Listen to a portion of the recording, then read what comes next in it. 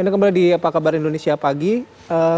Saya akan mengajak Anda untuk berbincang dengan rekan kami, ada Reviano yang saat ini tengah berada di Mekah, Arab Saudi. Di Madinah ya? Di Madinah, di Arab Saudi. Selamat pagi, Assalamualaikum Revi. Waalaikumsalam, Bayu, Rati. Ya, Revi, dalam perjalanan dari Jakarta menuju Arab Saudi sebagai jemaah umroh, boleh sharing atau bagaimana sih proseduralnya yang dilakukan atau yang dialami oleh Anda sebagai jemaah umroh ketika akan melaksanakan umroh ya di Arab Saudi? Baik Bayu, Rati.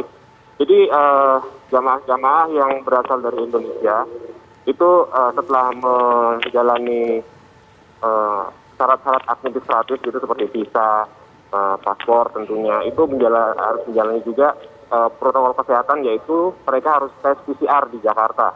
Nah, tes PCR di Jakarta ini dilakukan biasanya bersama-sama dengan jamaah. Lalu setelah tes PCR itu keluar, baru mereka diperbolehkan berangkat untuk ke Arab Saudi gitu. Namun walaupun kita sudah punya hasil negatif dari Jakarta, kita tetap harus menjalani tes PCR ulang di Saudi Arabia. Dan kita menjalani karantina selama 3 hari.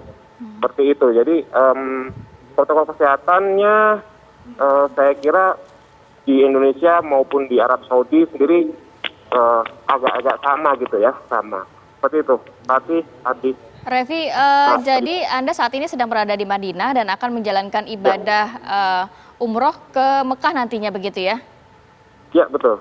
Untuk prosedur ke Mekah sendiri, apakah tidak perlu PCR lagi dan karantina lagi? Oh, tidak perlu, Rati. Jadi ketika kita sudah sampai di Arab Saudi, terus kita menjalani PCR dan karantina selama 5 hari. Nah, setelah itu kita bebas melakukan perjalanan di seluruh Arab Saudi seperti itu, Rati. Baik maupun ke arah Mekah maupun ke Madinah. Oke. Baik. Jadi kalau misalnya Revi sudah sampai di Madinah gitu, berangkat dari Jakarta, sudah berapa kali swab nih? Jadi saya dari Jakarta sampai sekarang ini sudah 2 kali swab. Ya. Dalam kurun waktu? Dalam kurun waktu berarti 3 hari ya, 3 hari. Anda melihat adakah perbedaan setelah kebijakan penutupan untuk 20 negara diberlakukan? Perbedaan di sana, adakah perbedaan yang Anda rasakan? Baik. Jadi penutupan itu kan karena terjadi kenaikan angka positif COVID-19 di Arab Saudi yang disinyalir itu terjadi pada jamaah-jamaah asal luar negeri seperti itu. Kalau yang saya rasakan ya, setelah penutupan ini, petugas keamanan itu yang berada di Masjid Nabawi ini itu terlihat lebih lebih ketat lagi begitu untuk memperhatikan para jemaah umroh maksud saya. Baik. Terima kasih banyak Revi, selamat menjalankan ibadah umroh lagi, tetap jaga kesehatan selalu di sana. Assalamualaikum. Baik Revi, waalaikumsalam. Baik, saya mau ke Pak Firman mungkin ya Bayu ya. Pak Firman, ini kan ternyata cukup banyak prosedur yang harus dilewati oleh jemaah umroh begitu ya, PCR di Indonesia, kemudian PCR di sana, karantina lagi. Ini biayanya ditanggungkan semua kepada jamaah atau memang oleh pemerintah Arab Saudi sendiri dihandle? Jadi kebijakan protokol COVID memang ada beban yang diwajib dilakukan dibayar oleh jamaah, khususnya prosedur karantina.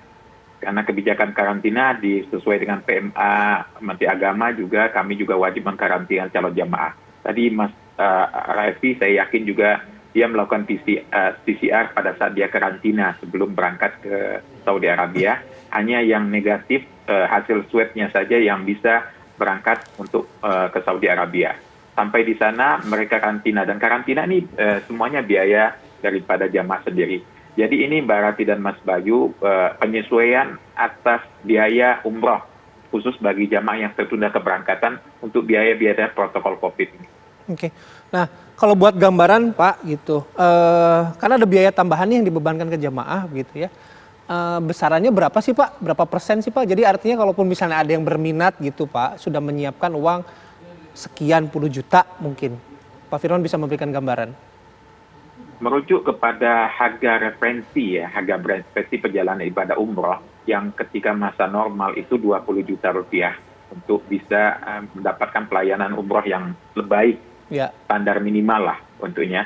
Dan sekarang sudah direvisi standar harga referensi menjadi 26 juta. Memang kisarannya sekitar 30% dari harga normal yang lalu.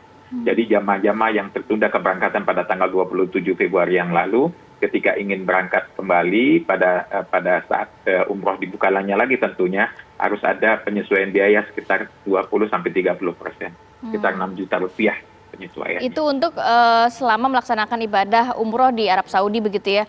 Pak Betul. Firman, kalau sudah Karena sampai memang komponen biaya juga memang meningkat. Protokol yang lain diantaranya adalah okupansi kamar yang sebelumnya bisa sampai berempat, sekarang tidak bisa lagi, hanya maksimal satu kamar diisi oleh 2 orang.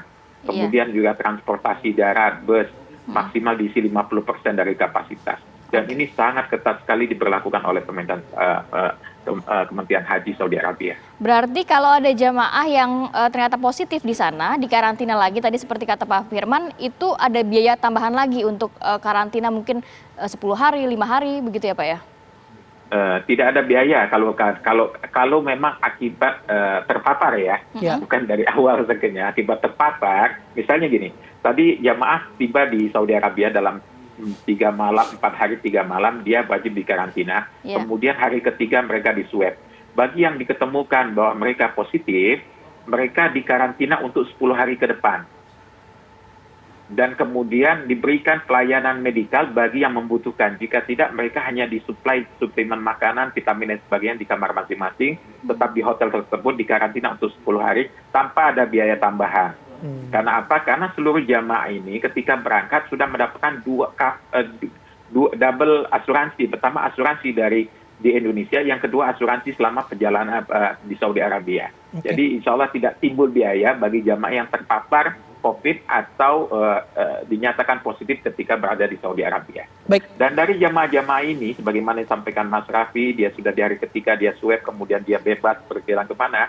Ini bagi yang sehat. Bagi yang diketemukan negatif itu dikarantina lagi gitu aja. Nanti setelah 10 hari mereka dikarantina, mereka akan diberikan 3 hari waktu untuk menyempurnakan ibadahnya, baik ziarah di Madinahnya atau umrah di Makkah. Setelah itu baru mereka dipulangkan ke tanah air. Baik, Pak Firman, ada satu lagi yang ingin kami konfirmasi. Ini katanya ada surat terbaru dari BNPB, dari Satgas Covid. Kalau misalnya ada jemaah umroh datang ke Indonesia, ini harus dikarantina sekitar 5 hari di hotel ya Pak ya? Dengan kisaran biayanya juga agak dari BNPB. Kisaran biayanya juga agak cukup tinggi ya, 3,5 sampai 9 juta.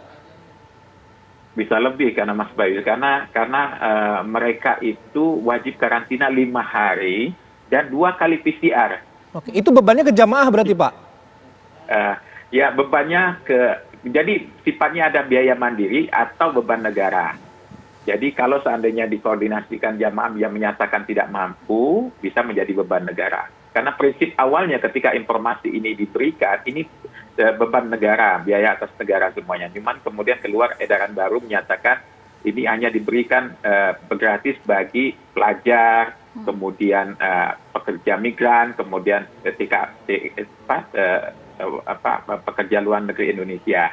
Nah, bagi jamaah umroh, bisa membuat pernyataan belum cukup mampu untuk membayar karantina selama 5 hari tersebut karena cukup besar, bisa sampai 5 jutaan itu biaya dengan 2 kali PCR tambahnya. Baik, terima kasih banyak Pak Firman sudah meluangkan waktu pada pagi hari ini. Semoga cepat dibuka kembali untuk para calon jemaah umroh asal Indonesia ke Arab Saudi. Tetap jaga kesehatan selalu Bapak. Assalamualaikum warahmatullahi wabarakatuh. Amin. Waalaikumsalam warahmatullahi wabarakatuh.